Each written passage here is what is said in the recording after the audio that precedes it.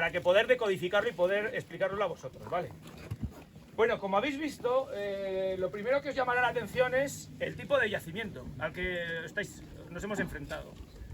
Si os habéis dado cuenta, igual es la primera vez que para ver un yacimiento habéis hecho esta escalada. O muchos de vosotros sí. Generalmente cuando vais a ver un yacimiento aparcáis el coche en la entrada, sacáis la entradica y llanito, con una alfombrita y demás, pues lleváis una villa romana, una ciudad, lo que sea. Esto tiene una explicación y un porqué, y es que no se subieron aquí porque querían estar en forma y sacar tipín, sino que tenían un porqué y un motivo, y era ese el control del territorio. En época antigua, y ahora vamos a ver en qué fases hay, que tiene muchas fases de ocupación del yacimiento, aunque parezca mentira, aquí hay hasta 9 fases de ocupación que tenemos detectada y puede que incluso una 10ª, todavía estamos en fase de estudio. Durante todos esos siglos, milenios, en este caso concreto, lo que importa es control visual. Si os fijáis, aquí, y eso que todavía no hemos llegado arriba, lo que se domina es una gran cantidad del valle del Iregua. Por un lado, con el paso de las Peñas de Viguera, vais a ver que ahí están lo que se le llama la puerta de Cameros, que excavamos en el 2016 lo que es la puerta física, en el paso, en el artesón, y este yacimiento en concreto es para controlar el territorio. ¿Qué ocurre? Bueno, pues que, ¿cómo lo controlaban? Ahora todos tenemos comunicación. ¿Y cómo tenemos comunicación? Con el móvil que llevamos en el bolsillo. Estamos intercomunicados, etc. Antes, aunque no os lo creáis, también estaban comunicados. ¿Y cómo se comunicaban? Pues tenían un sistema de comunicación bastante sofisticado para la época, que era mediante cuernos de aviso, que tenían unos cuernos, se sabe por las fuentes visigodas, que tocaban cuernos, trompetas, para avisar los días de niebla, a otros puntos que estaban en la parte alta, Cebollera, o la Silla del Diablo, que tenéis ahí encima de Viguera, un peñasco encima de Peñacastillo, se llama Silla del Diablo, Peñacandil, en donde hay una torre de señales de vigilancia que hemos datado por datación radiocarbónica en el siglo XI, finales del siglo XI, principios del siglo XII. No vamos a entrar en detalles, pero bueno, la justificación en el último número de La Solana que publicasteis, tenemos ahí las dataciones que hicimos hace ya 3 años. ¿Y cómo funcionaba eso? Bueno, pues es bastante sencillo, a la par que interesante. Si os fijáis, gracias José Miguel, sí que habréis estado unos cuantos en Roma, en la columna Trajana. Os suena al menos que hay un monumento grande, una columna de mármol, que encargó Trajano al gran Apolodoro de Damasco, y está alrededor en espiral con escenas del ejército con las conquistas de Tracia y de Dacia. Bien, bueno, pues en la primera escena, que la tengo aquí, luego os lo iré pasando y si queréis lo vais viendo, ¿vale? No, lo paso y lo veis. En la primera escena de la columna Trajana aparece una torre de vigilancia hecha en madera con 2 elementos principales. Una pira es un montón de leña muy grande, de 1 metro cúbico o más. ¿Para qué? Para dar fuego, para hacer señales luminosas por la noche, no por el día, por la noche. Y al lado hay 2 montones de heno, que se llaman metas, el término latino, y que habréis visto algunos de vosotros cuando vais sobre todo, por ejemplo, al Valle del Baztán, a Navarra, País Vasco, que hay un palo vertical con un montón de hierba, de heno. Bueno, aquí todavía hay, en Villamediana el otro día vi 3 metas que se están usando todavía a día de hoy. Eso servía para hacer columnas de humo. Y esa columna de humo se hacía días como hoy. Un día que hay que dar una señal a otro puesto de vigilancia lejano, se daba fuego a esa hierba, se echaba hierba verde, se hacía una gran humareda y se comunicaban. Ellos tenían ya un código predefinido, un sistema de comunicación. Como si tuvieran unos emoticonos, vamos a entendernos. Y nosotros, si nos mandan la carita sonriente, ya sabemos qué significa. No hace falta que nos ponga... Tenían unos códigos. Bueno, pues ello era algo, para que nos entendamos, similar. Tenía una serie de señales y esos significaban unos códigos. Bueno, pues esos días de luz como hoy se hacían esas ahumadas, esas grandes columnas de humo, como se hacían también en las películas de los Sioux, ¿no? Que hacían señales de humo. Por la noche se hacían esas piraes, esas lumbres, y durante los días de niebla se tocaban los cuernos, o días muy ventosos, porque si, por ejemplo, ese día no funcionaba porque había un viento, hoy estamos calmados, pero el viento cuando está muy fuerte y quieres comunicarte con aquello, el viento viene de allá, por más que toques el cuerno no se va a oír. Entonces ese día se utilizaba el sistema de ahumadas, ¿vale? Bueno, pues eso es lo que viene aquí. Y aquí os he puesto 3 metas, que son del mes pasado, de Villamediana.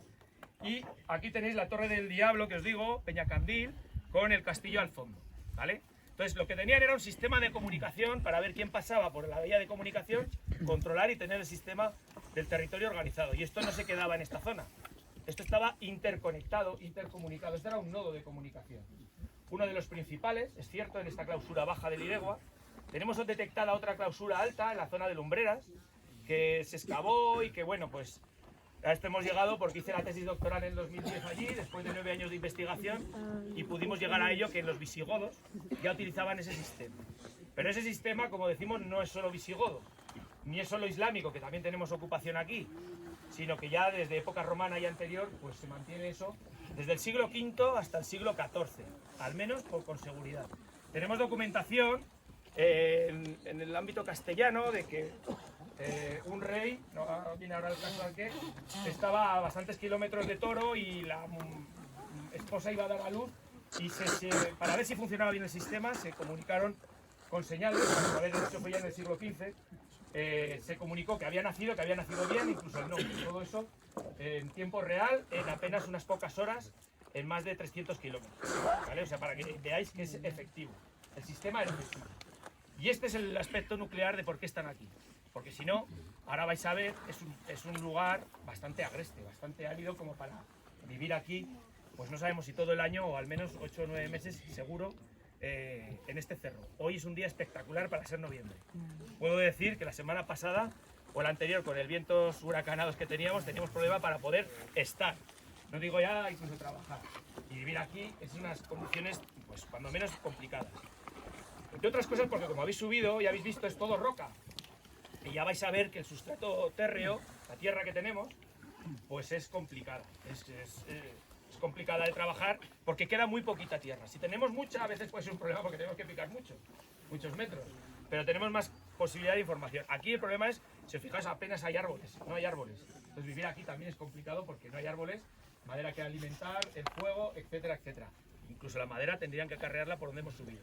El único lugar de acceso es el que y de descenso es por donde hemos subido, por donde hemos bajado, no hay otro lugar. Eso da unas condiciones de defensa pues idóneas. ¿Por qué? Porque controlando ese paso ya tienes 18 hectáreas controladas. Si no, en otros lugares, pues es más problemático. ¿Cómo se hace un sitio defendido? Con murallas. Por eso esto se llama Castillo de Viguera, ya habréis dicho muchos de vosotros, ahora ya cada vez menos, pero me decís, ¿pero por qué se llama castillo si no hay murallas? Porque cuando se comenta, os digo la palabra castillo, ¿qué os viene a la mente? Castillo con murallas, ¿no? Murallas, puerta, los torreones, los dragones, la princesa ahí con las trenzas, etc. Todo eso, ¿no? Toda la iconografía Disney que nos han montado. Bueno, pues hay castillos que no son Disney. Y este es uno de ellos. Aquí tenéis un castillo en donde hay murallas. De hecho, las habéis escalado, aunque no os habéis dado cuenta. Habéis escalado las murallas. Por donde habéis subido es el sistema de defensa. De hecho, bromeamos en el equipo, pero son las murallas más altas y mejor conservadas de Europa. Un castillo europeo. Porque tenemos perimetralmente entre 100 y 150 metros de altura de muralla en toda su extensión. Construir murallas es un esfuerzo ímprobo. Imaginaros que tenemos que subir aquí toneladas de toneladas de piedra para construir murallas y luego mantenerlas para que no se caigan. O sea, lo difícil de las murallas no es construirlas, que lo es, sino luego mantenerlas. Hay una cuestión lógica, que es la verticalidad tiende a la horizontalidad. En arqueología lo sabemos. Entonces lo que ocurre es que esas murallas tendrían que mantenerse, y es un problema. Bueno, pues aquí tienen la fortuna de tener murallas naturales, que ni se van a caer, ni van a sufrir zapados zapas de explosivos, que se conocen en la época para tirar y derribar murallas, o para destruirlas y para batirlas y poder acceder por ese lateral. Entonces esto se llama Castillo de Viguera, aunque no tengáis unas murallas, o mejor dicho, sí que las tiene, son naturales y las habéis escalado. Y tienen un problema añadido, y es que aquí no hay fuentes. Estamos en lo alto de un cerro. Por eso nos hemos reunido aquí en torno al aljibe. Bueno, primero para descansar un poquito, recuperar aliento y recuperar fuerzas, pero este es uno de los puntos nucleares. Tenemos dos aljibes, este en concreto de 35.000 litros, ahora está a medio, pero bueno, llevamos un verano seco y con todo y con ello, aún conserva unos cuantos miles de litros. No os llevéis a engaño, porque ahora la veis como una poza infecta, porque es así, no bebáis de agua de ahí, porque os entraría de todo y nada bueno. Aquí tenemos biólogas que podrían decirnos lo que nos pasaría, pues eso, disentería, cólera y 50.000 enfermedades más. Pero aquí lo que tenemos que imaginar, sabemos que esto estaba cubierto, la primera máxima del agua es que no le dé la luz solar, para evitar lo que veis, ese verde, las algas, el florecimiento de algas, que no es beneficioso para que sea potable el agua. Esto tendría una gran cobertura de maderas, que iría por donde estáis en este nivel, hasta donde estoy yo, cubriría, y tendría una pequeña portezuela de madera para subir con una escalera, bajar, coger el agua. No tiréis piedras porque luego hay que sacarlas nosotros. Es broma, es broma. No pasa nada, se ha caído. Estaba lleno, ¿eh?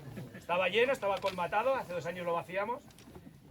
Los compañeros se dieron una buena paliza y bueno, muchas cosas de las que veis aquí, pues tengo que agradecer al equipo de topografía y de arqueología el trabajo que están haciendo. Yo ahora soy el portavoz y un poco el director, pero hay muchas sinergias y algunas las he dicho ya, ¿no? De asociación, ayuntamiento, Comunidad Autónoma de La Rioja de Cultura, que está financiando gran parte de las excavaciones, pero sin mi equipo yo no soy nada. Aquí no podéis, yo no excavo esto solo, ni lo que estáis viendo allá, ni documentarlo y excavarlo. Y no me va a tener buenos planos 3D y documentación, es como si no hiciésemos nada. Entonces, el equipo es fundamental. A mí no me toquéis mi equipo porque entonces me echo a llorar. Pero bueno, dicho lo cual, lo importante es que esto estaba tapado, cubierto de madera y tenía una pequeña portezuela. Evitábamos que entrase la luz, estaría más fresca, evitaría la evaporación y estaría limpia. Entonces sabemos que tenía una pequeña portezuela porque además hemos encontrado algún objeto que se cayó en el momento de la acción de entrar por ella, etc. Y había otro, es aquel de allí que está cubierto todavía de tierra, lo veis ahí, una poza circular, y ese es el segundo aljibe. No tenemos claro que ese fuese para uso humano. Este sí, por las dimensiones, la capacidad, incluso porque veis ahí todavía conserva restos de cal blanca. Ahí donde estáis sentados, lo veis, ¿no? Que tiene un poquito de cal blanca.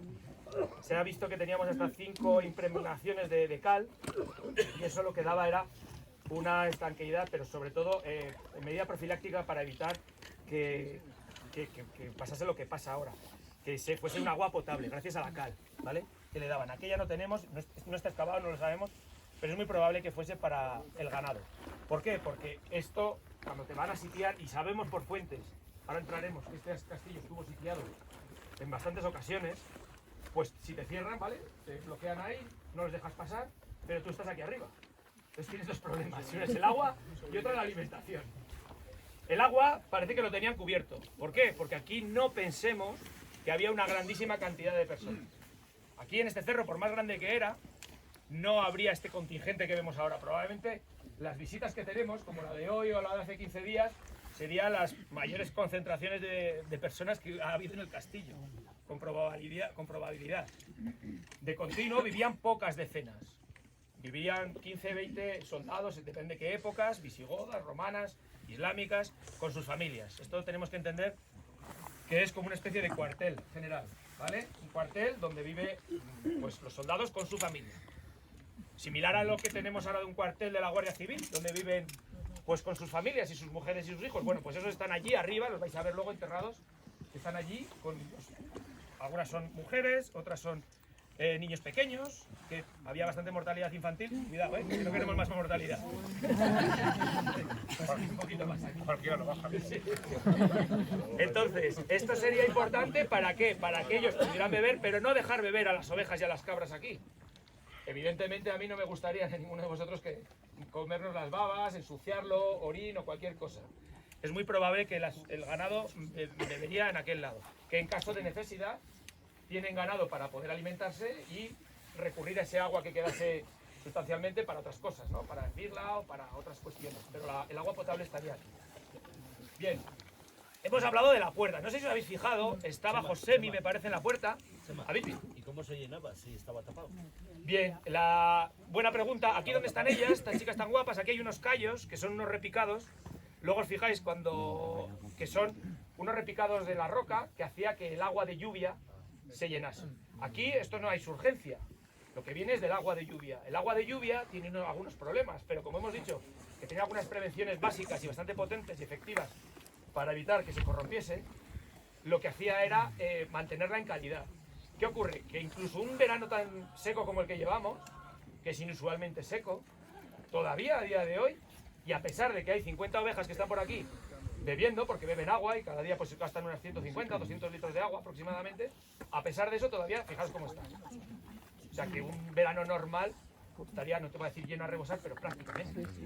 Y aunque estuviese cerrado, no tenían problema para poder abastecerse de ello. Es un recurso que se renueva. Lo mismo que el ganado, que es un tema muy importante. El ganado, en castillos roqueros en que hemos trabajado, en Castrovillibio, en Castillo de los Monjes, hay un problema y es que no hay, si tú tienes ganado, no tiene pasto para abastecerse. Cosa que no ocurre aquí. Aquí hay 18 hectáreas de pasto, que es un recurso importantísimo. Porque aunque tú tengas que matar algunos elementos, animales, para poder sobrevivir en caso de asedio, tienes otros que se regeneran. Y puedes estar años aquí encerrado. Te vas a aburrir, pero bueno, ¿qué vas a hacer? Para ver el Sálvame o estar aquí, pues igual mejor te pones a ver cuando sale el sol y estás saneado, ¿no? Entonces, claro, dices, bueno, pues ya os aburriréis vosotros de iros, porque vosotros sí que tenéis que abasteceros. Nosotros aquí tenemos agua y alimento, cosas que se reciclan periódicamente. Teniendo armamento que tienen, y fijaros qué armamento tenemos aquí, que con tirar unas piedras simplemente, pues es que no hay manera humana. Hemos encontrado proyectiles de onda, muy interesantes, proyectiles de onda que por los estudios que estamos viendo sobrepasan los 250 km por hora, y os puedo asegurar que una piedra pulimentada pesada como las que hemos encontrado varias, están en fase de estudio, puede llegar a hacer mucho daño, muchísimo.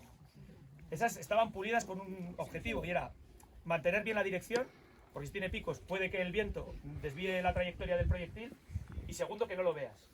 Te va a venir un proyectil a 250 por hora que no lo ves. Una piedra así tal vez la puedas ver y esquivar, pero un proyectil a 250 no lo ves. Y desde ahí arriba, que es el control de la puerta que os decía, donde había guarnición 24 horas permanentemente, se daban los relevos en aquella plataforma de allí, que veis unos plásticos verdes. Allí es donde estaban constantemente. Ahí hemos encontrado hogares con dataciones radiocarbónicas del siglo XI y anteriores, y allí estaban permanentemente controlando la puerta. Con una torre que hay más allá, se hace una puerta en codo o puerta de acceso en corredor que es imposible acceder. Con 6 personas, ahí no hay ejército que entre, porque simplemente con que estés lanzando proyectiles de onda, esos proyectiles se sabe por fuentes que han matado caballos, que han roto armaduras y que han partido espadas. Como para exponerte el escudo lo destroza. Entonces, simplemente con lanzar así un poco con la velocidad que cae hacia abajo, puede llegar pues prácticamente no tanto donde tenemos los todoterreno, pero casi. Y si se acerca más aquí, con tirar piedras de las que tienes un montón de piedras aquí, las tiras y no hay manera, es imposible que ningún ejército pueda llegar a alcanzar o a acceder. Se sabe por las fuentes principalmente islámicas que hemos estudiado, tenemos más de 290 documentos o páginas del estudio de los documentos, que ha habido asedios de la fortificación por tropas cristianas, tropas islámicas. Ha habido un intercambio, un rifirrafe con esos siglos, al inicio del siglo X, finales del 9.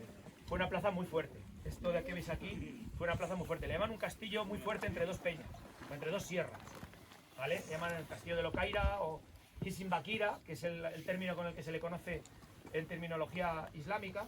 Y bueno, pues vemos aquí dos sierras y ahora vamos a ver por qué la ocupación islámica también la tenemos detectada. Bueno, pues durante esos rifirrafes hay asedios y hay empleo de armas, de armamento y del ¿por qué? Por el control territorial. No porque aquí hubiese, os digo, una gran cantidad de gente, sino porque lo poco que había servía para poder gestionar y controlar un territorio mucho más amplio. Bueno, hemos dicho por qué está este asentamiento aquí. Es el control territorial. Hemos visto que tienen puntos fuertes o puntos débiles como el agua, pero que lo tienen perfectamente solventado, que se llenaba con agua de lluvia. Y también tenemos otro punto débil, que es la alimentación, y que también está solventada con el pastoreo de ovejas y de cabras, fundamentalmente. ¿Por qué? Bueno, pues por dos motivos. Aquí hay pasto para mantener eso, y pueden subir, de hecho, aunque parezca mentira, por aquí por donde habéis subido vosotros, las ovejas suben y bajan todos los días. No ya las cabras, que para eso es un paseo militar. Las ovejas del pastor, que estaba el otro día por aquí, suben y bajan y las tenemos, pues eso, por servicio de cortacésped, las tenemos por aquí y durante toda la campaña, suben y bajan tranquilamente. Y las cabras apenas consumen agua, que es un recurso muy importante, y te ofrecen todo, piel, tendones, carne, huesos, para enmangar, para armas, para infinidad de cosas y las puedes dejar tranquilamente por aquí, que es su terreno ideal. Está como cabra, ¿no? Que va siempre saltando por los riscos. Pues las cabras y las ovejas es un sitio ideal para ellas y para tener una reserva energética en caso de asedio.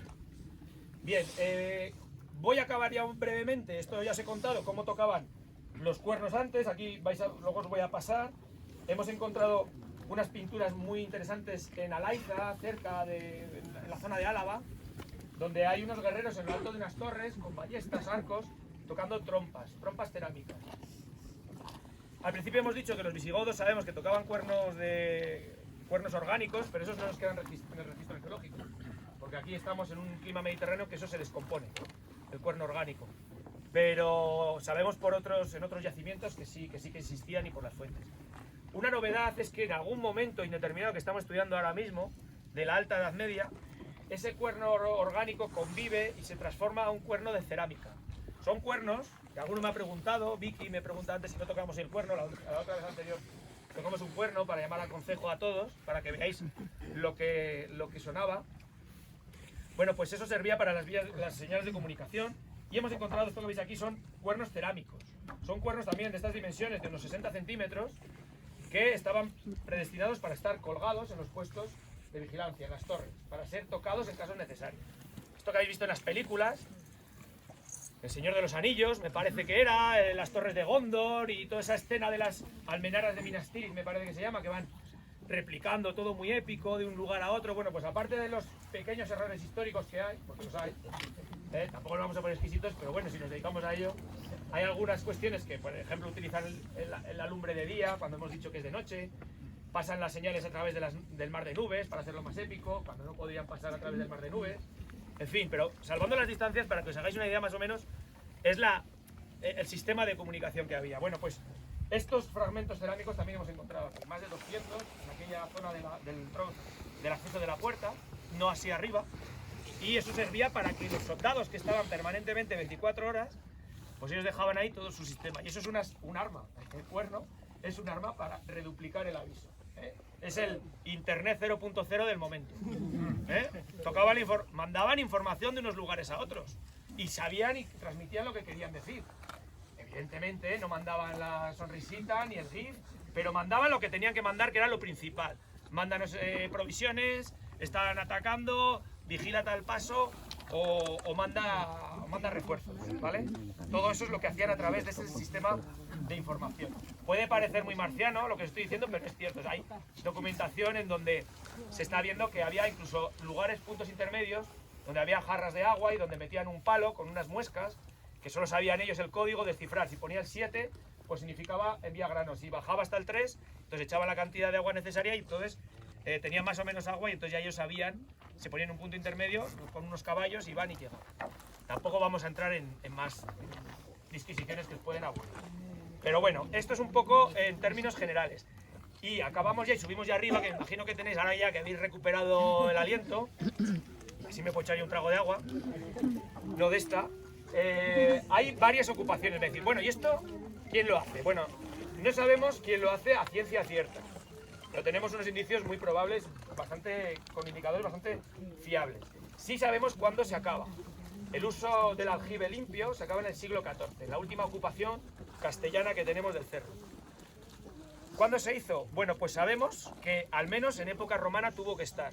No sabemos si en la Edad del Bronce ya había un aljibe, era o había otro más pequeño y los romanos lo ampliaron, pero sabemos que al menos estamos casi seguros que este aljibe que veis aquí y aquel de otro de allí, en época romana, en el siglo V después de Cristo, es decir, aproximadamente hace unos 16 siglos, 15 siglos, esto ya estaba así funcionando. ¿Y por qué está? Porque ya vais a ver, ahora arriba os voy a contar que están en época romana aquí ya los romanos instalados. La secuencia cronológica, que no está todavía el cartel, pero que va a estar, me ha dicho Álvaro, en apenas 15 días o menos, se va a colocar a través de unos fotos y demás y de la colaboración del Ayuntamiento y nosotros de asesoramiento histórico, un cartel allí abajo, donde el todoterreno, en donde se van a poner una línea cronológica de todos los hallazgos y las ocupaciones del cerro.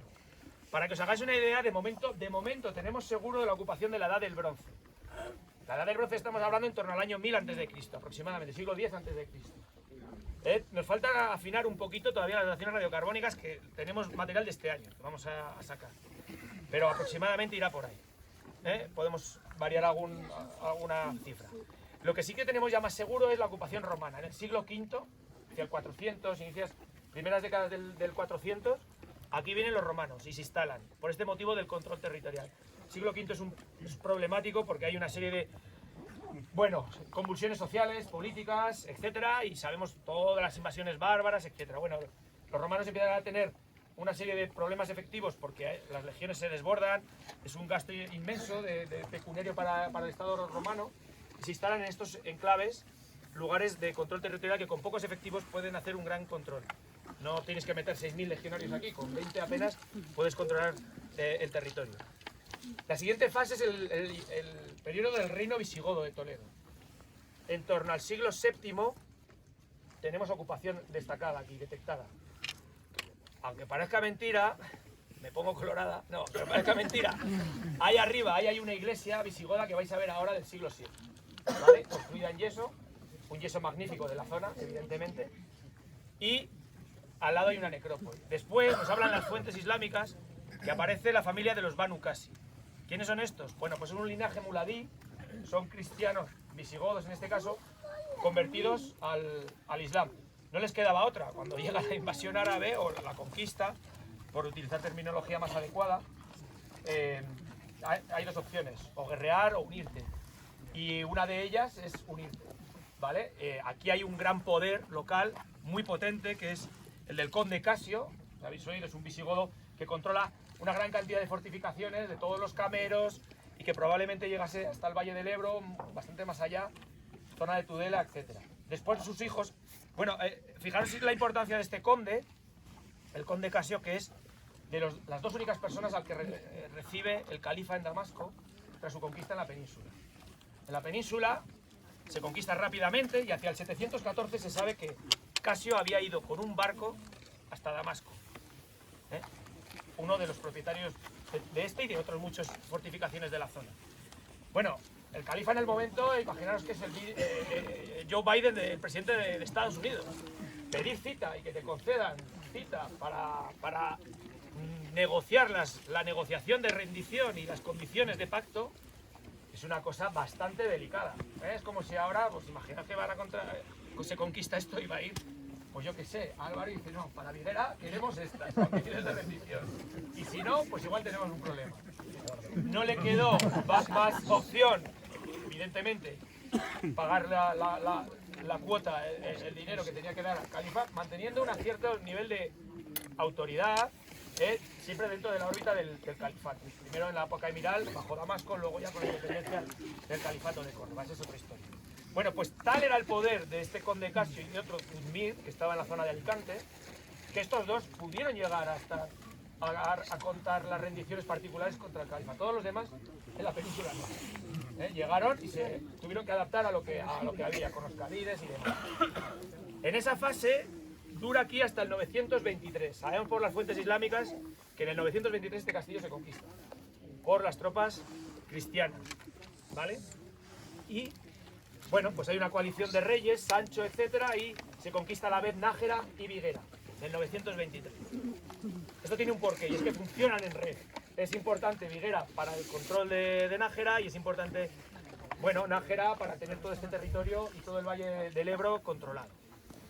A partir de 923, esto digamos que entra en la órbita cristiana, para que nos entendamos, de los reinos cristianos, y aquí concretamente se instala o se instaura un pequeño reino, un poder local, vamos a llamarle así, en donde se le llama Reino de Viguera, y durante 80 años, al menos 3 reyes seguros y uno posible, probable, en donde está discutido por algunos historiadores, pero sí que parece que hubo un poder que controlaba el territorio y que iría desde esta zona, desde el paso de la vía de comunicación, todo el valle de Viguera, probablemente. Puede que un poco más, ya se vería. Es el denominado Reino de Viguera, a finales del siglo X. También tenemos documentación arqueológica en lo alto, que vamos a ver. Si hay alguna cosa que se me escapa, porque hablo muchísimo, como veis, me decís, en cualquier momento me interrumpís y luego... ¿Dependía de Navarra o era inglés? Bueno, vamos a ver, no es que fuese completamente dependiente, pero Ramiro, que es el primero que hay aquí, es hermano del rey Sancho, con lo cual sí que es coadláter, llamámosle reino satélite. No podemos equiparar el reino de Viguera al reino de Castilla, al reino de Navarra, o el reino de Aragón, ¿vale? Ahí son, en ese momento, el reino de Pamplona-Nájera, que se instala la sede en Nájera, sabe que para poder controlarlo bien, adecuadamente, todo el territorio, tiene que controlar Moncalvillo. Lo que parezca mentira. Están plastificados. Sí, están plastificados. No, pero el libro no, déjalo ahí. Bueno, a ver, uno de esos palos que hemos dado para subir, por favor.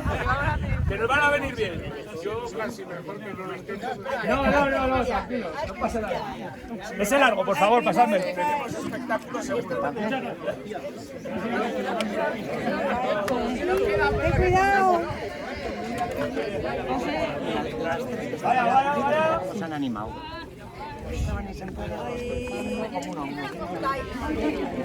Va a ser complicado. Con otro palo igual. 2 palos.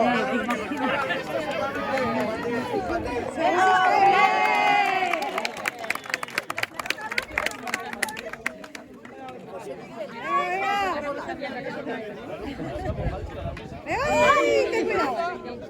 ¡Bien! Bautizados.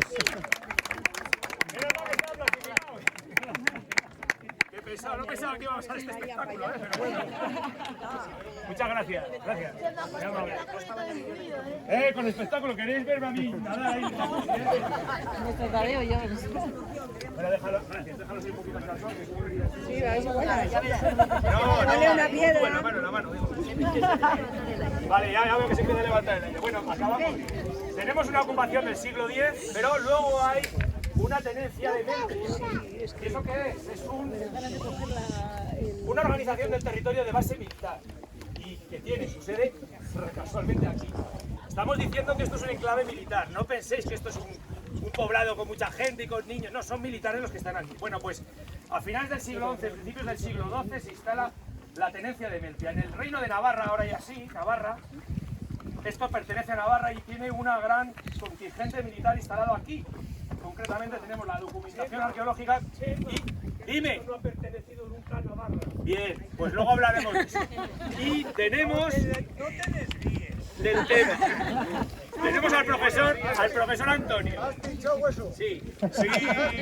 Tendremos esa conversación. Allí tenemos una torre en donde la tenencia de Meltria, que pertenece a Navarra, y ya hablaremos, tiene una torre de señales que está datada en el mismo cronología que tenemos aquí, porque estaban en comunicación. Esos cuernos que hemos visto antes, que os enseñé la foto, que ahora están mojados, pero que luego los veréis, esos cuernos son los que tenían comunicación, hasta que después ya tenemos la última fase, y acabo, con la tenencia, bueno, con unas guarniciones castellanos de las grandes guerras europeas que hubo, que fueron los guerreros que estaban Enrique con Pedro, y al final, bueno, pues ganó Pedro, la batalla de Nájera, pues aquí se sabe que hubo un contingente militar para evitar que el príncipe negro hizo lo que hizo, que les pilló por sorpresa por otro lugar, y aquí pusieron un pequeño destacamento militar, pequeñísimo, aquí solamente estaba como atalaya, en el 14. A partir de esa fecha, luego ya se acaba, se convierte en simplemente lugar de pastoreo para el ganado, y pervive así con un chozo de pastor que tenemos hasta el siglo XX o XXI, que sigue aprovechándose de ganado. Acabo ya, que se levanta el aire. Nos vamos ahora, si queréis, para arriba y ya...